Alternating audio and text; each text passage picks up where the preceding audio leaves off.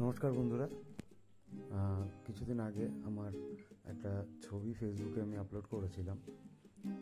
সেটা অরিজিনাল ছবি এটা, আর এডিট করার পরে এটা হয়েছিল। তো কিভাবে আমি এই রকম ছবিটাকে এইভাবে এডিট করলাম সেটা আজকে একটু বলি সবাইকে।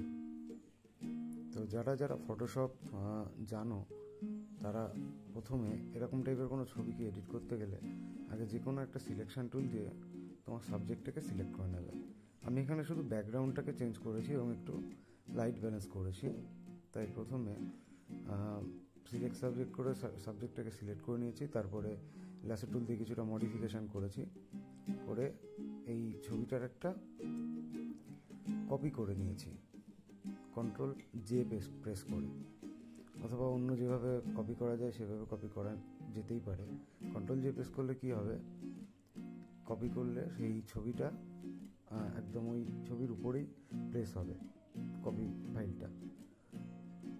তারপরে একটু কালার ব্যালেন্স করার জন্য আমি চলে গেছিলাম ক্যামেরা র ফিল্টারে। সেখানে গিয়ে একটু কালার ব্যালেন্স করে নিলাম এবং একটু লাইট, হাইলাইট, শ্যাডোজ, এক্সপোজার ঠিক করে ওটাকে সেভ করেছিলাম। এবং তারপরে এই যে ব্যাকগ্রাউন্ডটা পেছনে দেখা যাচ্ছে, এই ব্যাকগ্রাউন্ডটা আমি একটা ফাইল ডাউনলোড করেছিলাম। রেড কার্টন বলে সার্চ করলেই এরকম ফাইল পাওয়া যাবে গুগলে। এই যে পুরো এই ফাইলটাকে আমি জাস্ট যে কপি করা সাবজেক্টটা ছিল তার পেছনে প্রেস করেছিলাম। ওই রেড কার্টনটাকে ফিল্টারে গিয়ে লেন্স ব্লার করে নিয়েছিলাম। লেন্স ব্লার করলে একটা ডেপথ ক্রিয়েট হয়। করার সময় খেয়াল রাখতে হবে যে যেন বেশি ব্লার না হয়ে যায় এবং একটা নির্দিষ্ট পরিমাপে যেন থাকে। এবং চেয়ার যেটা ছিল, চেয়ারের নিচে ব্রাশ টুল দিয়ে শ্যাডো অ্যাড করেছিলাম যাতে কিছুটা ন্যাচারাল লাগে। ব্রাশ টুল দিয়ে খুব ভালোভাবে করতে হবে, ব্যাপারটা বুঝতে হবে যে লাইট সোর্স কোন দিক থেকে আসছে এবং সেই হিসাবে শ্যাডোটা সেই রকমভাবেই পড়বে। সেই জন্য এটাকে একটু অন্যরকমভাবে শ্যাডো করা হয়েছিল পুরোপুরি ম্যানুয়ালি। এবং পরে যে লাইটটা অ্যাড হলো, চারিদিকে একটু অন্ধকার ইন্টেন্সি করে দিয়েছিলাম, ওটা লেভেল অ্যাডজাস্টমেন্ট করে করা।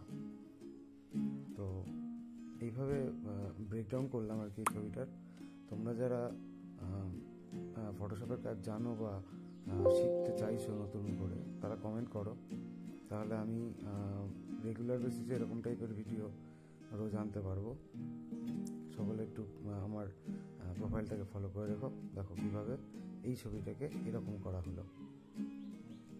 সকলে একটু আমার প্রোফাইলটাকে ফলো করে দিও আর কমেন্ট করে জানিও যে তোমাদের এরকম ভিডিও আর চাই কিনা।